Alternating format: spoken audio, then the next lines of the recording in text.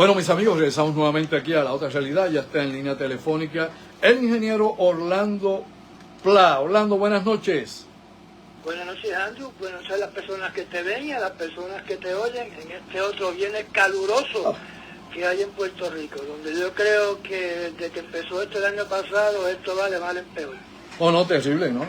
Ni siquiera el año pasado. El calor está, bueno, endemoniado, como decimos nosotros acá, y estamos viendo los incendios que están ocurriendo allá en Canadá. El año pasado hubo incendios también, pero ahora todo ese aumentín está llegando a las ciudades de Estados Unidos, y definitivamente el otro día estaba viendo cómo estaban las rutas de tren y los trenes pasando entre incendios, y la cosa no está fácil. Así que vamos a ver y tomar con seriedad la situación de los climas extremos y hacia dónde vamos, y acá con el calor y la sequía. Pues bueno, Orlando, yo sé para dónde tú vas ahora y tú nos vas a poner al día una vez más. Dame acá el resumen semanal, a mí, a nuestros compañeros acá, de lo que está pasando en la guerra de Ucrania. Ubícanos en tiempo y espacio. Pues mira, Andrew, durante esta semana han habido serios ataques en contra de diferentes navíos mercantes rusos, no solamente en el Mar Rojo, pero principalmente en lo que se conoce como el Mar de Azov. En el Mar de Azov, entre el 12 y el 17 de julio, los ucranianos pudieron impactar, causando daños severos en 57 tanqueros, en 5 barcos de transporte a granel, Wow. y en 5 otros tipos de barcos mercantes, de los cuales 4 de ellos eran ferries. O sea, este tipo de transporte para pasajeros que utilizamos aquí en Puerto Rico para viajar a Vieques y para viajar a Culebra, pero no hay información si habían pasajeros en estos ferries que fueron impactados por estos drones de Ucrania. Debido a estos ataques, naturalmente, Rusia no solamente atacó diferentes posiciones dentro de Ucrania, donde se está concentrando otra vez en la infraestructura de electricidad, y también está haciendo ataques primordialmente contra Kiev, contra estructuras civiles, contra edificios multipisos, causando muertes en la población, más muertes en la población civil de Ucrania, donde se indica que en este año, comparado a los demás, nunca han fallecido tantos civiles. Wow. En Ucrania. También para vengarse comenzó a atacar barcos mercantes que transitan por aguas del Mar Negro en dirección a los puertos de Odessa, donde pudo impactar el día 13 y el día 14 por lo menos 3 barcos mercantes de países que venían a buscar el grano a los puertos de Odessa en Ucrania. Y me parece que tú y yo hablamos de esto hace unos días atrás, donde estos ataques contra estos barcos mercantes que transportan trigo están causando que el precio del trigo suba súbitamente. En estos momentos el presidente Zelensky ha dicho en el periódico The Japan Times, donde él aparentemente se declara que es telépata y que es pitonizo. Él hizo una declaración en el periódico Japan Times, el Times de Japón, donde él dijo que el gobierno de China se comunicó con el presidente Putin y le indicó al presidente Putin que no se atreviera a utilizar su armamento nuclear en contra de Ucrania en esta guerra, por los grandes daños que está sufriendo contra su infraestructura petrolera y contra su flota de tanqueros, donde se indica que durante el mes de julio Ucrania reclama que ha podido impactar 159 barcos de la flota fantasma de Rusia entre los días 6 y 17 de julio. Y la mayoría de esos buques petroleros fueron impactados en el Mar de Azov. Wow. Lo que se conoce por parte de Nikolai Petruchev, que es uno de los que trabaja en el Kremlin, es que en estos momentos la flota rusa,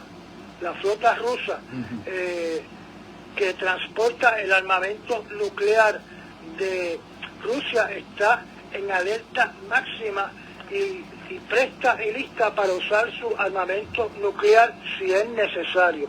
Naturalmente esta información todavía viene de personas que trabajan en el Kremlin como María Zakharova y naturalmente las personas de la radio y la televisión de Moscú como el señor Solovyov, donde vuelve otra vez a salir el cuco del armamento nuclear de Rusia y su posible uso en el conflicto bélico de Ucrania. No pude encontrar ninguna mención de que el presidente Putin haya indicado de que piensa usar el armamento nuclear de Rusia en contra de Ucrania. Pero sí me he encontrado con diferentes artículos y diferentes noticieros que están indicando de que Putin sí ha dicho que va a utilizar el armamento nuclear táctico de Rusia si es necesario para terminar esta guerra, pero como te indiqué, no hay ninguna declaración directa a ningún periodista de que tal cosa sea así.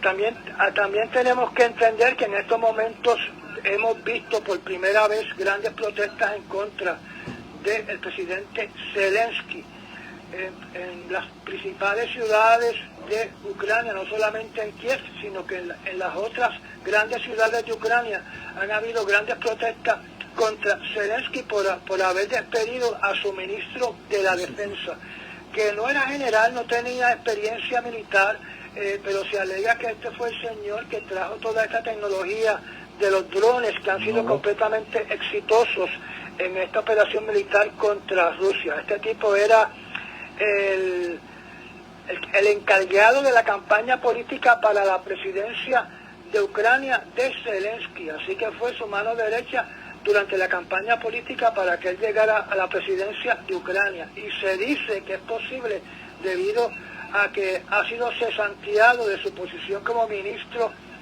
de la defensa de Ucrania, que existe la posibilidad que sea el candidato de oposición de Zelensky en las próximas elecciones. También se indica que el nuevo ministro de la Defensa de Ucrania es el director interino del SBU. Así que otra vez el SBU está tomando las riendas de el Ministerio de la Defensa. Como tú sabes, el director anterior del SBU es ahora la mano derecha de Zelensky y ahora el director interino del SBU se convierte en el ministro interino del Departamento de la Defensa de Ucrania. El señor Bertorov fue el que fue cesanteado. Se indica en una noticia de hoy de que durante todo este tiempo los drones que han fabricado las Fuerzas Armadas de Ucrania, ellos alegan que han impactado 1 millón de blancos. Wow. Y entre ese 1 millón de blancos, ellos alegan que han impactado a 200.000 soldados rusos. Pero yo no sé quién está contando, porque cuando tú miras lo que dice Ucrania dice que ha podido eliminar a 1.4 millones de soldados rusos, y por otro lado vas a ver a los rusos diciendo que ellos han eliminado a 1.5 soldados ucranianos, donde estamos hablando naturalmente de muertos y heridos, o sea, soldados que ya no pueden combatir. Pero cuando vemos los intercambios de muertos nos encontramos con otro panorama. Nos encontramos que viene Rusia y le entrega a Ucrania 1.000 cadáveres de soldados muertos en acción. Entonces viene Ucrania y le entrega a Rusia 30, 35, 40 soldados rusos muertos en acción. Así que si cogemos ese ejemplo, entonces son más soldados ucranianos que están muriendo en el campo de batalla que soldados rusos. Así que eso para mí es una incógnita. Yo no puedo entender cómo es que siempre que hay un intercambio de soldados fallecidos. Nos encontramos que son más los soldados rusos, son más los soldados ucranianos que se entregan muertos que los soldados rusos que se devuelven muertos a los rusos. Pero yo creo que hace unas semanas atrás tú indicaste que era posible de que dentro de los soldados rusos, dentro de los soldados ucranianos que estaban devolviendo los rusos, que hubiesen soldados rusos entre esos soldados ucranianos muertos, para así no tener que pasar por el trabajo de sepultarlos. Así que yo no sé si los ucranianos han podido verificar si todos los soldados que le están entregando muertos alegadamente de soldados ucranianos son verdaderamente soldados ucranianos, o entre ellos tal vez haya ciudadanos o soldados rusos que los entrega a Rusia para no tener que pasar por el proceso de tener que enterrarlos. O sea, que el tostón se lo tiran al gobierno de Ucrania. Otra cosa que tenemos que conocer de lo que está pasando relacionado a esa parte del mundo que me llamó mucho la atención, Andrew, durante el día de hoy, es un nuevo conflicto que hay entre el canciller de Alemania, el señor Merz, y el gobierno de Estados Unidos, Casablanca, y el presidente Donald Trump, donde el señor Merz le está diciendo al presidente Donald Trump que cese y desista de estar interfiriendo con las elecciones de Alemania, que Alemania siempre ha respetado las elecciones de los Estados Unidos y que en estos momentos el presidente Donald Trump no está respetando la soberanía de Alemania y que está interfiriendo en las próximas elecciones que se van a realizar en Alemania. Y esta interferencia se hace a través de donaciones que van dirigidas al partido contrario del presidente Merz, o sea, al partido AfD, que es el partido de ultraderecha nacionalista de Alemania, donde el presidente Donald Trump, a través del Departamento de Estado, le está mandando dinero a este partido político de ultraderecha en Alemania, con la excusa de que es parte de un grant de dinero que se le da a toda organización para que pueda luchar a favor de la libre expresión y de la libertad religiosa. Así que, utilizando ese programa del Departamento de Estado, el señor Donald Trump está filtrando dinero para el partido de oposición del canciller Merz, donde en estos momentos, según las encuestas, el partido AfD está sobre la cantidad de personas que favorece al canciller Merz. Así que es muy posible que el canciller Merz pierda las próximas elecciones. Es curioso, ¿verdad? Porque Trump se queja de intervención electoral. Díganme si es así, mis amigos, díganme si no es así. Luego pues se le señala en Latinoamérica por interferir en diferentes elecciones, enviar dinero, hacer ofertas, etcétera, etcétera, a favor de unos candidatos. Esto pasó también en Gran Bretaña, en Reino Unido, pasa en Alemania. Teníamos al amigo, enemigo, qué sé yo, te odio, te quiero, Elon Musk y Trump, pues Elon Musk también metiendo dinero, no solo en la campaña en Estados Unidos, ¿se acuerda, verdad? Sino obviamente también en Gran Bretaña, Alemania y tantos lugares más. Así que se hacen unos reclamos por un lado, ¿verdad? Y por el otro, pues se hacen otras cosas, complicado. Orlando. Sí, lo estoy oyendo. Ahí, ¿verdad? Que no te me hayas ido, muchacho. Te voy a preguntar algo brevemente, ¿no? Ahorita cuando hablabas, ¿verdad?, de la destitución de este ministro de la guerra allá en Ucrania, ¿verdad?, que fue el que trajo el incentivo de usar los drones, que a veces hay que pensar fuera de la caja de zapatos, y probablemente no era militar, pero tenía ideas, y las ideas pues se pudieron aplicar.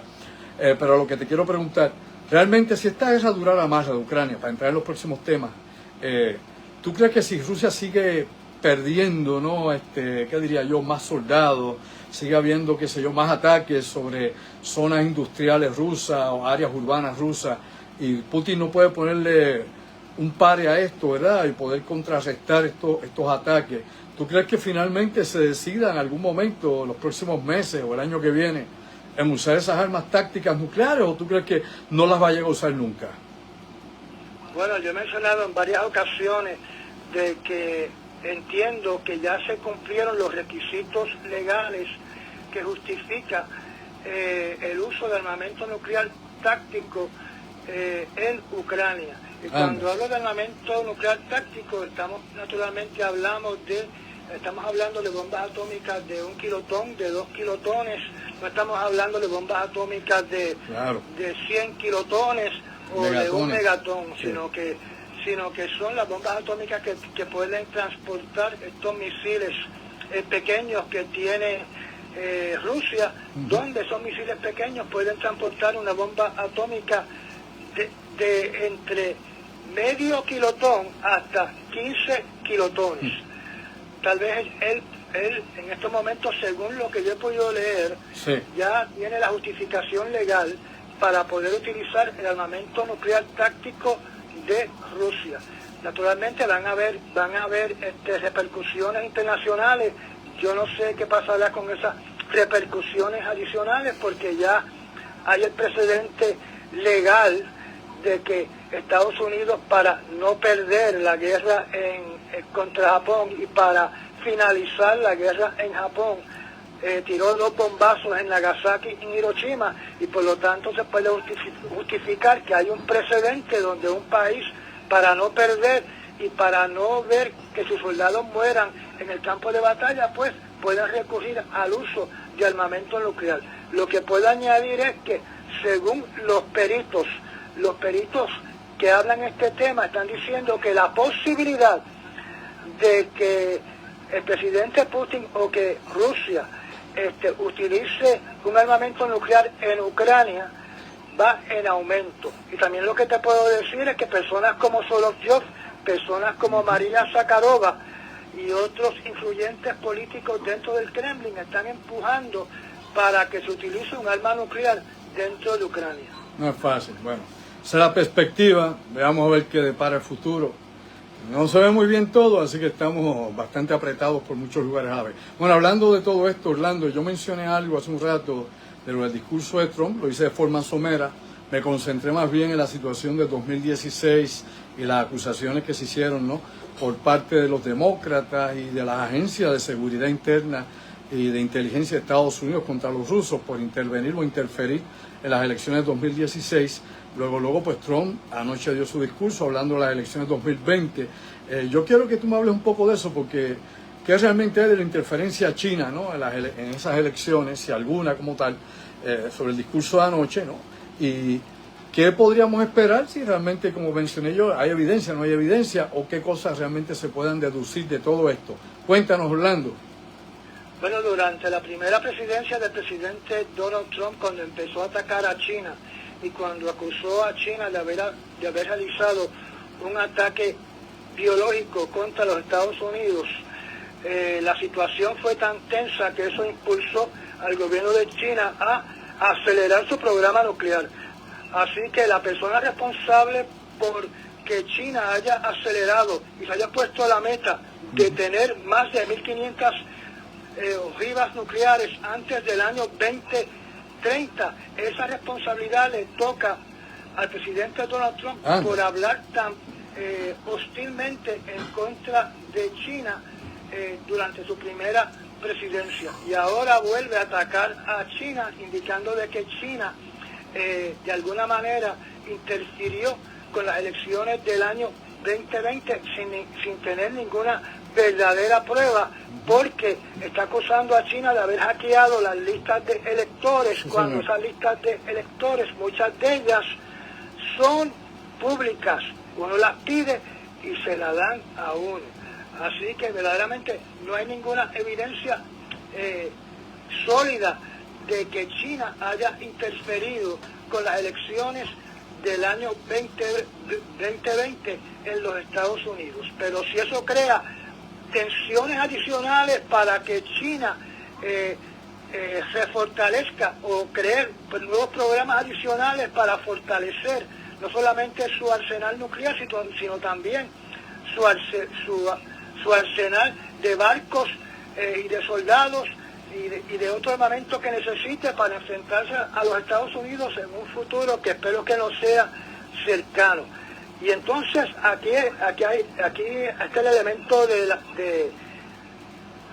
presidente hipócrita, y tengo que usar esa palabra porque ya mencioné el argumento o la queja del canciller de Alemania, y tú has hablado anteriormente en tu programa sobre la intervención de la CIA en Chile, donde incitaron un golpe de Estado en contra de Salvador Allende. Sí.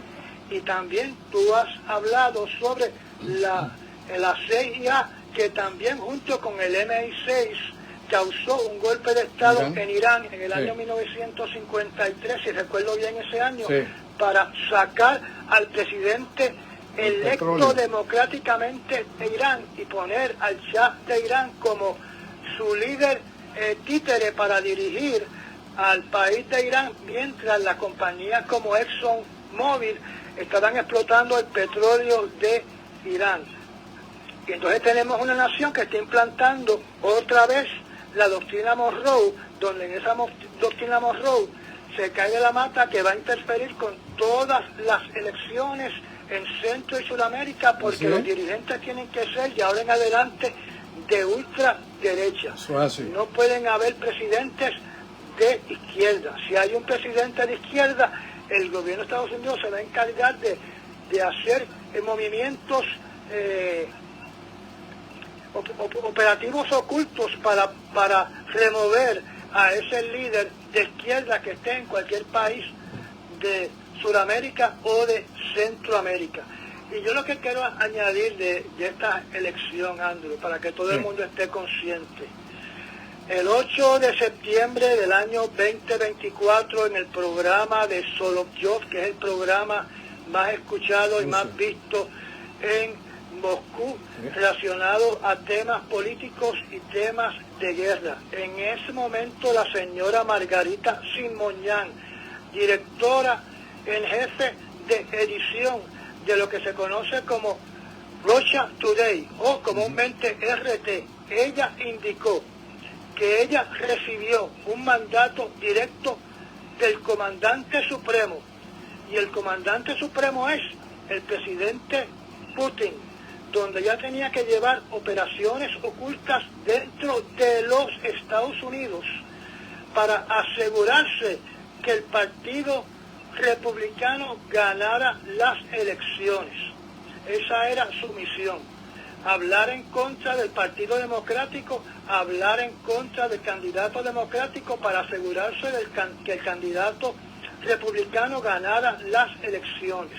Y ella indicó claramente en esa entrevista televisada de que cuando bloquearon a RT de el internet de los Estados Unidos, donde le cerraron la puerta a esas transmisiones que ella estaba haciendo con el señor Snowden y con Assange, ella reclutó a influencers de los Estados Unidos para que esos influencers, en desconocimiento, porque no fueron acusados de ser agentes rusos, porque no sabían de dónde venía el dinero, solamente sabían que el jefe de ellos, que era una compañía de influencers, le estaban pagando a ellos $10 millones a esa compañía para que ellos llevaran una campaña en contra del presidente Biden, en contra de cualquier candidato demócrata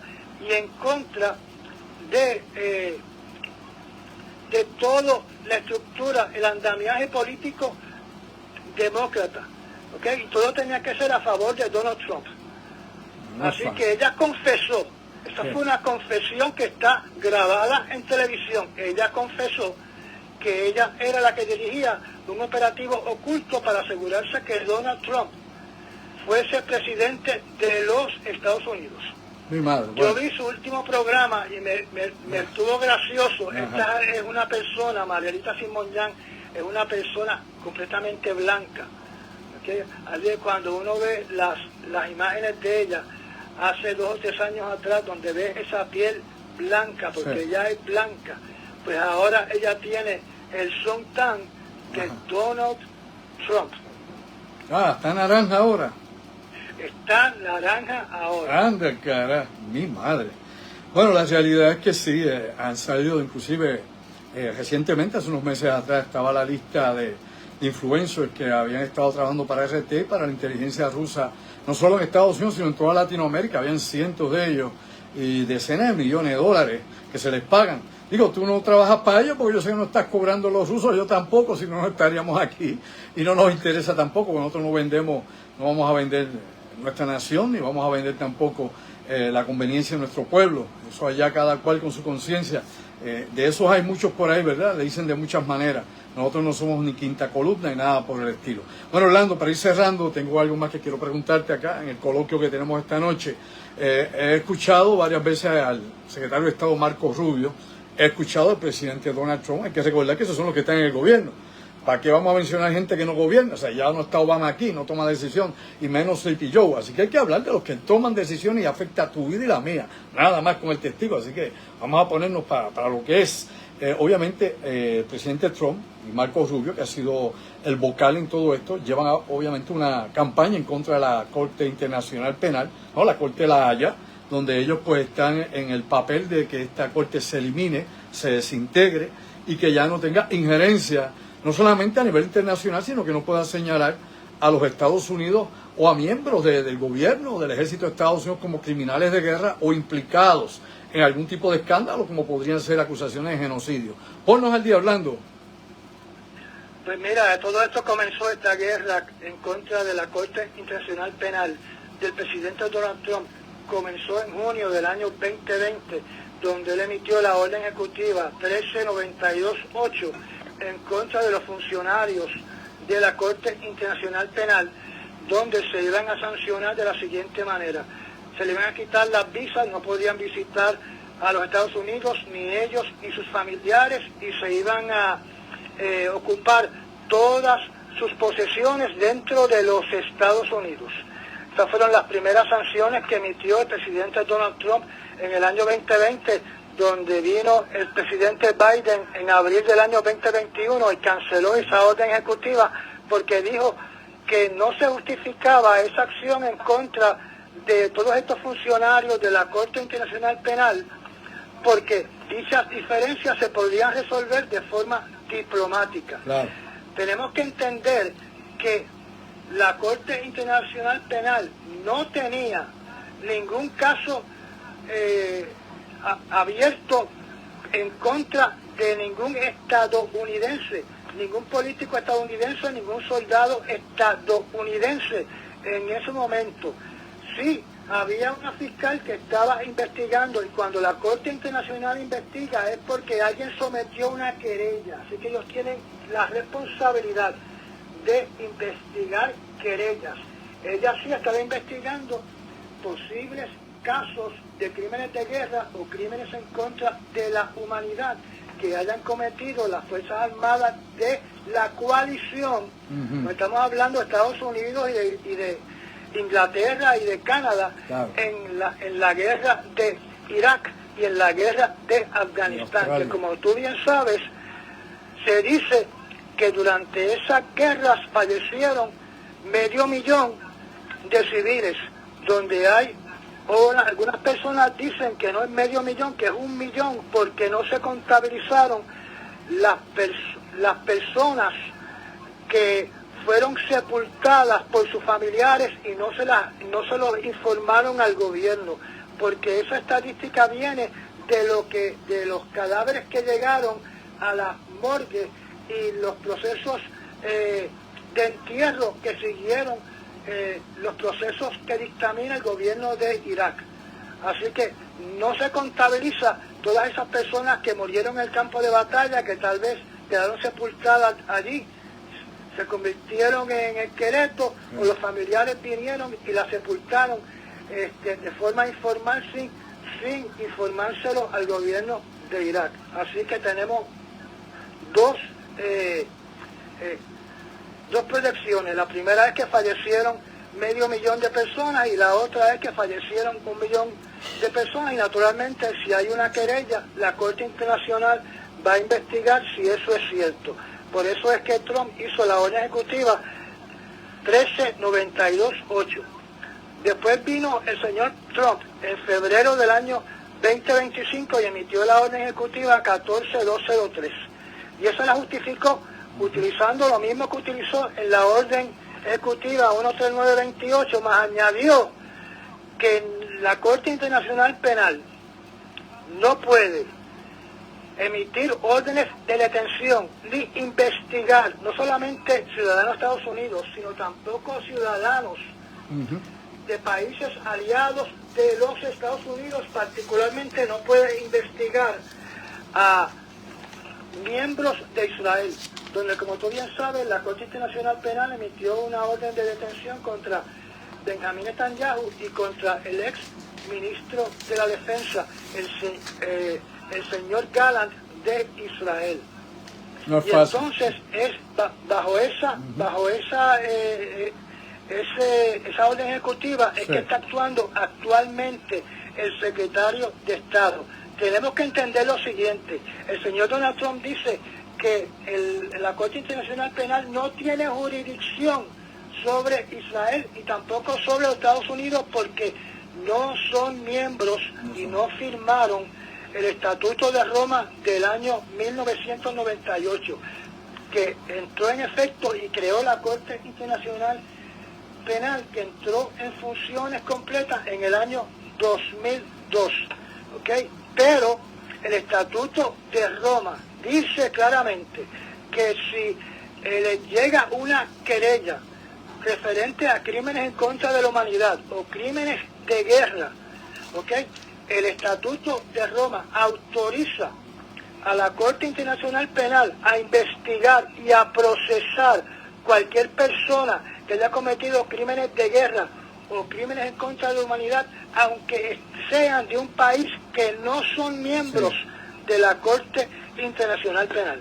Bueno, ahí tenemos a Netanyahu, que está en la lista, tenemos a Vladimir Putin, que está en esa lista, y hay que recordar como nota histórica que la Corte de la Haya acusó a militares de fuerzas especiales australianas y que Australia procesó a esos soldados de fuerzas especiales por asesinatos en Afganistán de civiles. Por lo menos Australia respondió a eso. Y fíjate, Orlando, ya para terminar, ya que terminamos ya, cuando tú me hablas de los restos humanos que no se identifican y se entierran, ¿no? Muchos de ellos los meten en una tumba común de esta. Me lleva una nota de la historia en Cuba, del ejército cubano y el gobierno de Fidel Castro y Raúl Castro, que cuando ellos estaban peleando en Angola y en el Congo y llegaban los soldados muertos de allá, sus familiares nunca los podían ver porque les daban unos ataúdes, unos féretros cerrados con llave y estaba prohibido abrir esos féretros.